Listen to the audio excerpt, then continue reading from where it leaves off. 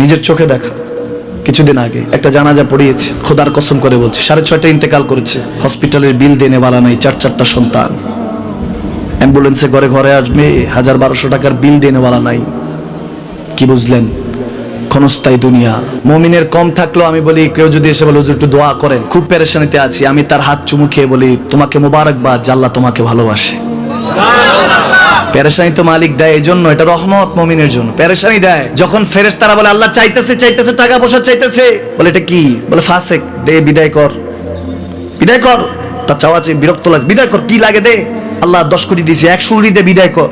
মুমিন যখন চাইতে থাকে আল্লাহ আমাকে কিছু লাগবে, যখন একটু করে চায় আমার মাটাকে সুস্থ করে দাও, বাবাটাকে, আল্লাহ আমার স্ত্রীকে, আমার আমাকে একটু তৌফিক দাও, চাইতে থাকে মুমিন। আল্লাহ বলে যখন ফেরেশতারা দেখে মুমিন চাচ্ছে, দেরি করতে পারে না, তাড়াতাড়ি খাজানা নিয়ে দিতে নেবে, আল্লাহ বলে রাখোস না, এত তাড়াহুড়া কিসে?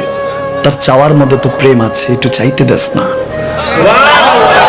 থাকুক না মুমিন আর একটু পেরেশান, থাকুক না, থাকতে দেস না, একটু থাক, একটু থাক। পেরেশানিতে রেখে আল্লাহ মজা নেয়, মহব্বত নেয়, মুমিনের অন্তর থেকে খুশবু নেয়। আল্লাহর বড় মায়া, মুমিন যখন চায় আল্লাহ তখন মায়ার নজর নিয়ে তাকায়, হায় হায় আমার বান্দা, সুবহানাল্লাহ।